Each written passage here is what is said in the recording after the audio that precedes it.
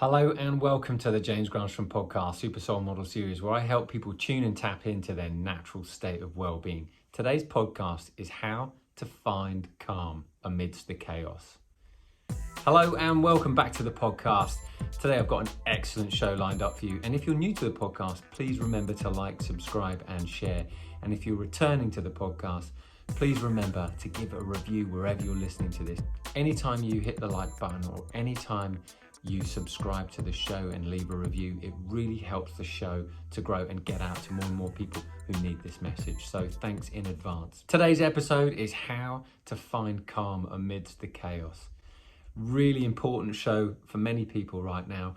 Today's episode is a huge topic and it can apply to so many different things. Let's look at the world right now. It's a little bit noisy, it's a little bit chaotic. And if you're feeling the noise, you want to turn the noise down and increase the calm, then this is the episode for you. And so I've created this episode with you in mind, thinking that if we can increase the calm, that means you're also going to increase the level of well-being in your life. So I'm going to walk you through how to find calm amidst the chaos. So what I'm going to do today is I'm going to give you some mind, body and soul solutions about how to look at this principle of finding calm amidst the chaos. But also I want you to draw awareness to whether you're adding to the calm or you're adding to the chaos, because that's the most important thing. You've got to know if you're adding to chaotic energy or you're adding to the calm energy, and that takes awareness. So hopefully in this episode, you're not only going to walk away with some mind, body and soul solutions about how to find more calm amidst the chaos, but you're also going to grow in awareness. And that is really powerful, because once you've got the tools, the awareness that you have in the next event in your life that creates a little challenge, that awareness gives you the tools to be able to apply straight away. And that's always what I'm wanting to do, give you those solutions so you can tune and tap into your natural state of well-being. So not only can you benefit energetically through those good feelings, but the people around you benefit because you're calm, centered and poised as well. So number one, the first way to find calm amidst chaos is to not join in, is to not add to it. So how do you do that? By not participating in conversations that are frustrating you and exaggerating them. And you exaggerate them by talking about them, complaining about them, whether it's just over a tea or a coffee, or watching the news and being upset by the news and participating in a reaction orientated mode. When you are reacting to news, when you're reacting to events as they come, you're actually also adding to them energetically. And if you're reacting, it means that you're reacting to something that doesn't feel good. A response is a conscious, aware choice, which is different from a reaction, which is almost knee-jerk, like the old school eye for an eye, tooth for a tooth. A response is someone who's grown in awareness, saying, that energy, I understand, I don't like it, I prefer calmer energy, I'm going to choose to do this. This is a choice. This is someone who's grown in awareness, grown in spiritual evolution, to look at a circumstance, make a choice as to prefer what they now wish to experience versus what they are experiencing, and then gravitate towards that. Positivity takes a little bit of momentum, and in the beginning it requires preference and then movement, focus, and then you're getting positive momentum. So the number one thing is to not be part of the chaos by adding more to it, by talking about it, by exaggerating, by complaining about it, by being further upset by it. You're never going to get out of that situation of chaos until you let it be what it is, and then now state your preference. I want to find calm, I want to find peace, I want to find harmony, and I want to find a way to feel good right now. This is the first way you are able to find calm, by stating what you now wish to experience, which means what you would prefer to experience. A lot of people just keep regurgitating what's upsetting them, and they keep getting more of that experience. The law of attraction does not care, it's impartial.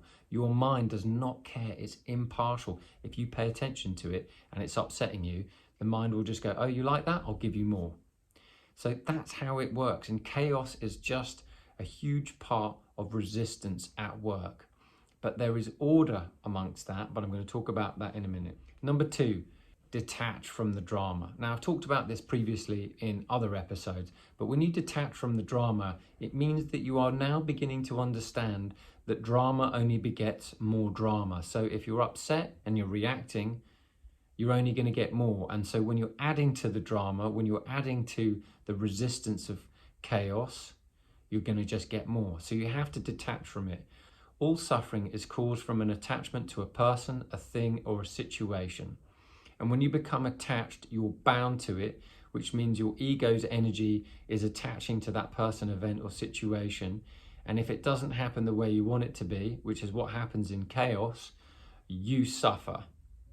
So have you ever noticed how much you suffer because you're attached to a something being a certain way and you want a certain outcome?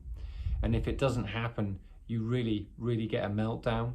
I know I have. So when you detach from the drama and just let the story be what it is, at the moment, this is what's happening. And now I know what I prefer to experience. I want to experience peace and harmony and calm. That's your new preference. When you tell your mind that, you're also telling the universe that, you're also telling the law of attraction that. What will happen is you will now pivot and move in that direction.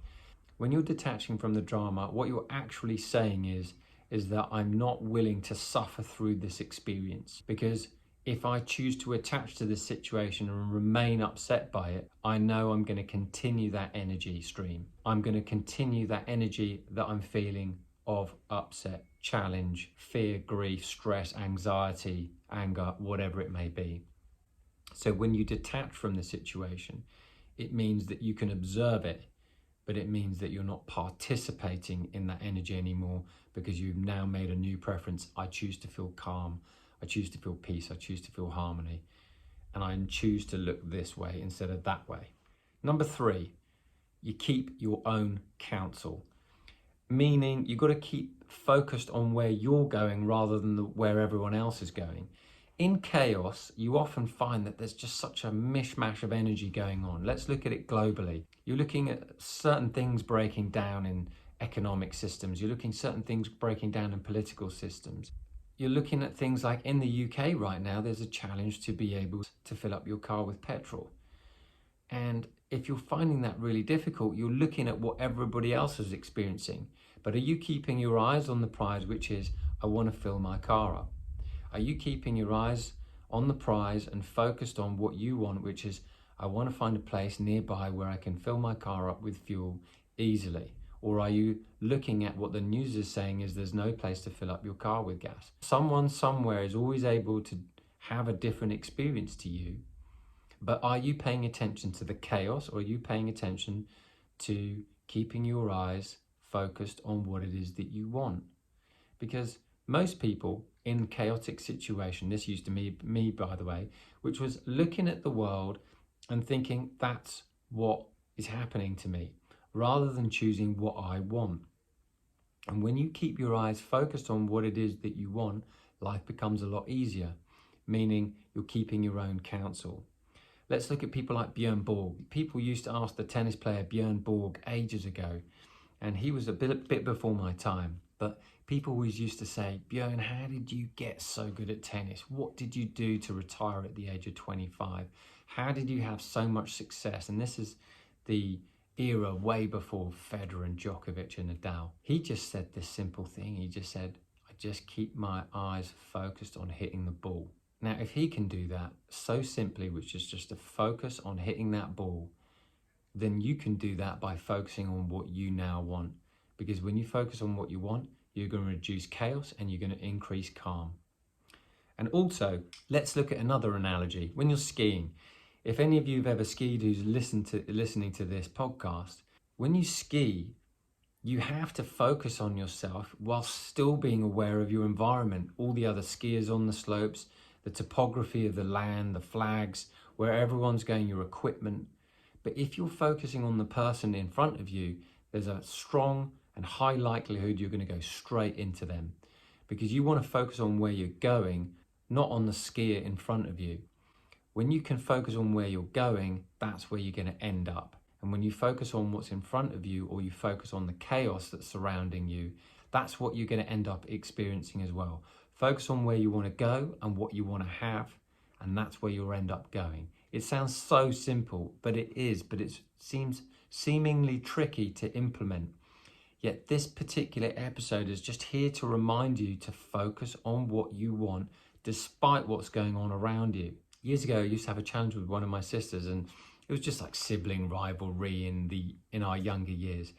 And one day I just decided, I must have been about 15 or 16, I just decided, do you know what? I want peace, I want calm. And I used to say it out loud. Do you know what I want? I want to have calm, I want to have peace, I want to have harmony, I want to get on. Now that was not what I said previously. Previously I was like, that person's done me wrong, I can't believe she did this, I can't believe she did that. Instead of me playing the victim, I chose to come from a creative position saying, I want to find calm, harmony and peace. Those things are water under the bridge so long ago, and we have such a beautiful, harmonious, fun relationship now. And I look back on that situation thinking, I remember saying that out loud. I remember focusing on what was important to me, which was, I want to find calm, I want to find peace, I want to find harmony. And I used to say it out loud, and then that became my experience. So look at your experience right now. Are you experiencing challenge? Are you experiencing chaos? Be very clear about what you want, because the mind doesn't care what you focus on. But if you focus on a direction that you want, meaning calm, that's where it's going to take you. If you're focusing on a direction of peace and harmony and well wishes and well-being, then that's what you're going to get. The mind doesn't care, it's impartial. This is how the law of attraction works. This is how the universe works. Put in your order, say what you want, what's the feeling that you want to feel, and it will come back. Because you break the patterns of the past by being very clear about what you now want and what you wish to experience. Number 4, there's a divine order in chaos. When you look at a chaotic situation, perhaps in your life, you look at it and you think there's no order. But let's look at an analogy here. Let's look at Grand Central Station or Waterloo Station. When people are trying to catch their train on the way home in rush hour, on the surface there's people darting around literally everywhere. And there's people running for trains, there's people waiting for trains, there's people going to the shops, there's people eating food, drinking food, waiting for their train to become available before they can jump on in that rush hour. Now, whilst it may be very difficult to move around the sea of people in those crowds, what you will find is that there is real order underneath that surface of chaos, meaning everybody knows what train they're trying to get on to get home. And so underneath that chaos, underneath the sea of people, there's this, what I like to call divine order, meaning that deep down inside, everybody knows that they're trying to get home. They're trying to get on that train that will take them home, despite there being literally thousands of people at the train station. And so it's the same in the universe. There's stars being born and stars exploding. And despite some of the world challenges that we're looking at, systems breaking down, new ones are being built. Ideologies and concepts and perceptions are breaking down and new ones are being created. Old business paradigms are breaking down and new businesses are being created. There's all this challenge coming about on a global level, so that there's this divine order that's being orchestrated underneath. And so whenever you're experiencing a little chaos, just be very clear about what it is that you wish to experience now, because there's order in that chaos, and maybe it's helping you wake up to doing things in a new way, working in a new way, talking to people in a new way, and turning up in the world in a new way. And when you change your perspective, it's amazing how much more calmer and peaceful your life becomes, and more joyful as a result. Number 5, have you ever been lucky? The answer to that is, of course you've been lucky. And so let's just look into that experience. Can you recall that any time you've ever been lucky, you've always felt good? That is the common denominator of being lucky. And so, as laymen like to call lucky, I like to call it energy aligned. So luck is often referred to as when preparation meets opportunity. When life is chaotic, how are you ever going to feel lucky? Well, you need to prepare for it. So you prepare for it by feeling good. So how do you feel good when there's chaos going on? You're looking for the things that are working out. That makes you feel better. You're looking for a reason to remain optimistic despite the external challenge that life is showing you. You're looking for reasons to appreciate yourself and others for how well you're doing despite what's going on. You're looking for reasons to compliment yourself and other people despite the challenge that's going on. You're definitely taking care of your health and well-being despite what's going on. You're trying to always feed yourself the best food. You're trying to always give yourself enough rest. You're going to try and always soothe yourself when life's getting a bit tough. Because if you're berating yourself, you're only adding to chaos. But when you soothe yourself, that's when you're adding to the calm. And that is a hugely important part to also becoming lucky. Lucky people don't berate themselves. It's just a fact, because when you berate yourself, you're causing resistance. And when you're lucky, there's little or no resistance going on. And so the lucky you are is because you're preparing energetically for good things to come. You're preparing your vibrational atmosphere. You're preparing your vibrational broadcast out to the universe of what you prefer, which is I want to feel good. I want to look for reasons to feel good. I want to look for reasons to compliment myself and others. I want to find ways to look at things in a harmonious way, despite the external turmoil and challenge going on. I want to remind myself that there's order despite this chaos, and it might not make sense now, but in hindsight it will. And so all of these ways help you prepare yourself to become luckier. And anytime you're experiencing chaos or you're seeing chaos, recognize and remind yourself often of the spiritual truth that it's always a setup for something better later. But when you help tune into calm by having a better perspective, you're adding to the global calm by being a personal pillar of light that's calm. Number 6 is to practice calm. So how do you practice calm? Things like meditation, things like prayer. They're really important because they help soothe your soul. They help soothe that resistance going on, that cortisol rushing through your blood. Can you calm that down? Meditation calms that down. It did for me. I used to have high levels of anxiety, which also made me question my levels of confidence. And when I began to meditate, that confidence restored itself naturally, and that anxiety began to dissipate. And so that practice of meditation always calmed me down, and that's why I keep doing it to this day. So that's a really important process that you can use to calm yourself. Prayer is another thing. Whatever you believe in, it matters not. The key thing is that prayer helps you tune in and ask for that guidance, ask for that peace, ask for that calm. And remember, as soon as you're asking for that calm and asking for that peace, it will be given unto you. Asking it is given, because whatever you focus on, you will draw to you. And peace as an emotion, harmony as an emotion, calm as an emotion is much easier to bring to you or manifest than a certain experience, because emotions must always come first before you actually experience a manifestation. And if you want to look into some ways to manifest, that's another episode that you can tune into, and I'll make sure that you can check it out on this episode. I'll have a link that you can look into how to manifest something big, or principles for manifestation. I've got a few videos on manifestation. But really, really important for you to recognize that it's when you're stating what you want through prayer or through spoken out or loud or writing down, which I love as another process. These are really powerful ways to draw in, to calm into your life rather than add to the chaos. Number 7, another process I have is called the what if game. What if this is going to be all right? What if this is going to be okay? What if everything works out? What if everything comes together? What if everything is going to be all right in time? What if eventually this all makes sense? What if I'm actually headed in the right direction? What if there's a silver lining in this experience? What if there are blessings that were to come out of this experience that I will be able to look back on? Can you see that this type of questioning actually breaks the pattern of that negative train of thought, which adds to chaos?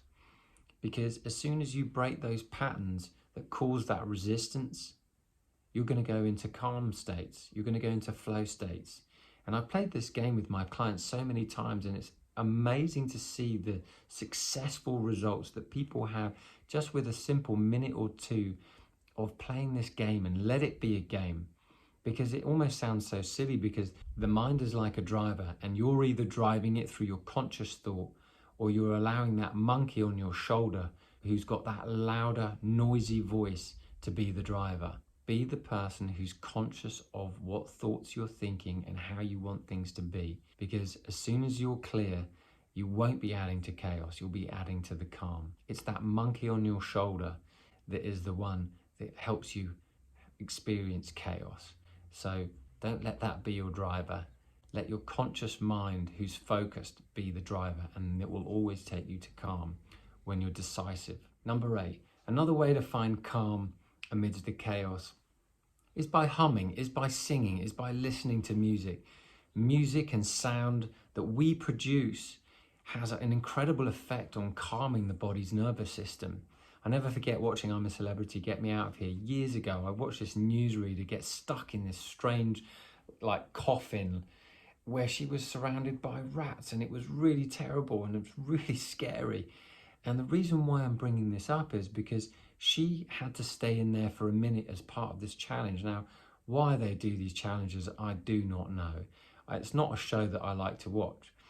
But what I discovered is just in that show that the power of humming and singing has an ability to distract ourselves from the chaos that's going on around us. And in her experience, it was the rats running around over her body, but she managed to hum and sing to herself whilst closing her eyes. And I'll never forget watching Indiana Jones and Raiders of the Lost Ark. When he was at the end scene, if you've ever seen that movie, he was told to close his eyes and hum and sing. And so this is a little secret tip that you can do. Can you go off, hum and sing, and maybe close your eyes like you did when you were a kid to distract yourself from that moment of high intensity chaos? Now, it sounds almost as if you're putting your head in the sand. You are, but what you're doing is you're energetically distracting yourself from one frequency, which is chaos, to another, which is calm and peace. And like I said, when you begin to hum, you begin to sing, you're easing the nervous system, you're soothing the nervous system. So that's why people love to sing, and people love to sing in the shower, and particularly in the shower when you're singing. Very interesting, because under the shower and in water, you actually change your brainwave patterns from one of beta to one of alpha.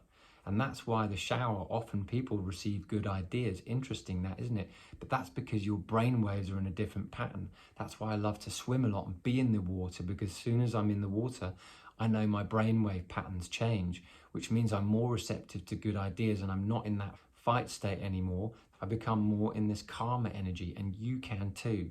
So look at yourself and use water and use singing as a way to be able to take yourself from chaos into calm. It's a very important point, and just notice how much better you're feeling. And when you're listening to music, particularly if you're feeling a little chaos, those soothing solfeggio tones can really help harmonize those high beta levels of mind that you might be experiencing. So as soon as you begin to soothe yourself through singing, humming music, and even being immersed in water, you'll notice how much calmer you feel, and now you're adding that energy to your body and mind dynamic. Number 9, another way to find calm amidst the chaos is to see if you can start introducing more power naps in the afternoon. Winston Churchill, Maggie Thatcher have done this several times. Einstein did this, Edison did this, Richard Branson does this. Lots of people swear by afternoon power naps. Can you factor in a power nap in the afternoon? Because if you can and you're not getting great sleep at night, what happens is you're reducing resistance inside the body and the mind, and as soon as you bounce back out of resistance, you begin to find more calm. And the more you sleep, the more you can find these little moments to ease yourself out of resistance, the more you're going to tap in and tune into well-being and experience more calm. So little power naps are a wonderful way to be able to tune into more calm energy. Number 10, another way you can find calm amidst the chaos is by surrounding yourself with the color blue. Blue is a very soothing color. If you ever look at the ocean, it's very soothing. So the blue has this very calming effect on the body, as does earthy tones. So in the bedroom and in the bathroom, these lovely soothing earthy tones and blue tones really help soothe us. So imagine yourself being surrounded by a beautiful blue light if you're very visual, or imagine your feet being rooted into the ground. These are very important little visualizations you can do for a minute here or a minute there, and it might bring on that feeling of calm if you're in a moment of angst. Very powerful little visual tools you can use. Number 11, like I was talking about with the roots, is to spend a little bit more time in nature. Nature is probably your greatest healer on this planet, and if you can spend a little bit more time in nature, her natural alpha rhythm patterns, whether you're in the water, submersed in the water, whether it be a shower or a bath or a swimming pool or a lake or the ocean, or you're walking barefoot on the sand or on the grass. This immersive time that you can spend with nature has such a powerful soothing effect that will help you add to more calm energy. Most people are disconnected, and they're disconnected because they're looking at what is and trying to fight what is, fight reality. And when you fight reality, you will always lose. So you need to cultivate calm in order to experience more of it. So those are my strategies to help you feel a little bit more calm amidst the chaos. Finding calm means you're spending time willing to invest cultivating in activities and thoughts and perceptions about how to create more calm rather than adding to the chaos. And sometimes you're going to be better at it than others, but at least you've got some awareness and a little understanding and some context about how you're either adding to the calm or you're adding to the chaos from this episode. If you've enjoyed this episode, please remember to give it a like and subscribe and share. And if you've got any questions about well-being that you are challenged by, feel free to DM me on Instagram at James Granström, and I will put all your questions together, and maybe I'll do a whole episode on answering your specific questions, because when you get benefit, then you're tapped into well-being, and we need more people tuned and tapped into their well-being so we can create a happier, peaceful and more joyful world around us. Now, until the next episode, I wish you a wonderful week ahead. And as always, I wish you green lights all the way.